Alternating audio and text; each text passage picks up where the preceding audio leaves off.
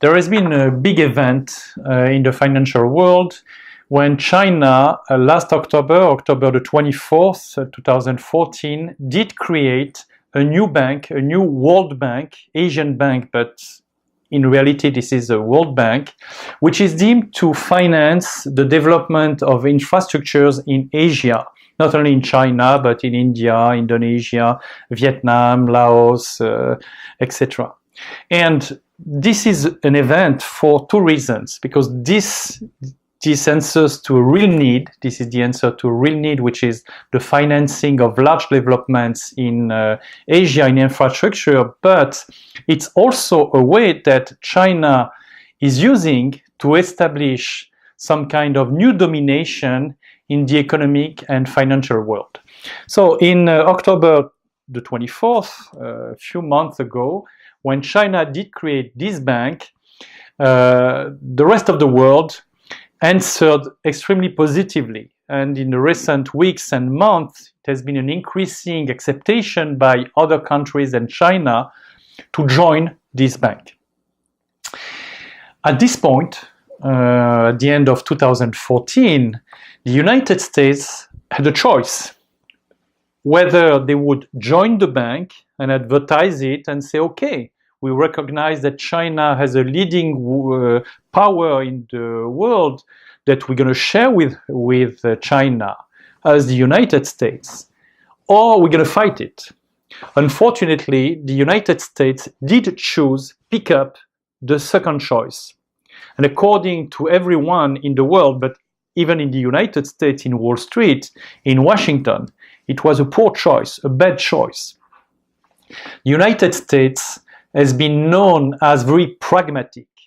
In business, we know that in US courts, lawyers fight against each other to win a case, but very often they settle. We used to say in the US, if you cannot beat them, join them. And this is common sense. So instead of recognizing the increasing power of China, which is now the first country in the world in the economic and financial sense, instead of recognizing it, the United States did fight it. And the United States refused to join the bank, and the United States put a huge pressure on its allies like Germany, France, UK, Spain, Italy, but also Japan and Israel not to join the bank. Unfortunately for the United States, but it was foreseeable, all these countries did join the bank created by the Chinese. So now the United States are in the position of being alone, isolated, compared to the rest of the world in this field, in this situation with the new bank. We have to consider that after World War II, the United States, with its allies, did create the International Monetary Fund and the World Bank. In these institutions, the voting power of China is around 4%, which is very low, where the voting powers of the United States are more than 15 or 16%. In the International Monetary Fund, the IMF, the voting rights of China are less than the combined voting rights of Belgium and the Netherlands. So we know that Belgium and the Netherlands are very creative country and very strong, but they are very small countries. So to compare their strength with China's strength doesn't make any sense. We have also to consider that from 2010 to 2020, in these 10 years, there is a need for building railroads, buildings, roads, infrastructures in Asia, which is $8 trillion, which is $8,000 billion, which is $800 billion per year.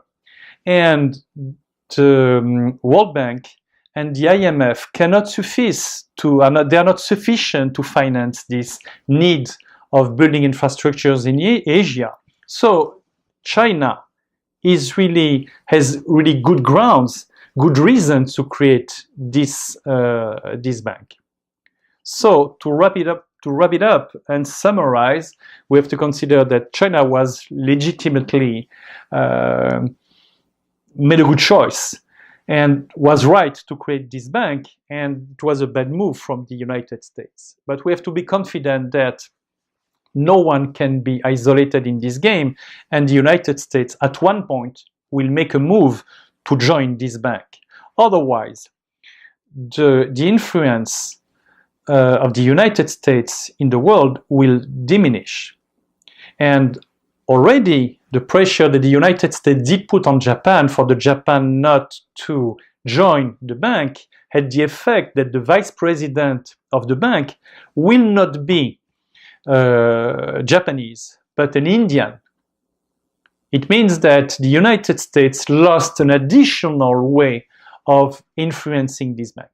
So again, it's going to change, but the situation, it's rather beneficial to China now and detrimental to the United States, unless they make a move, and surely they will make one.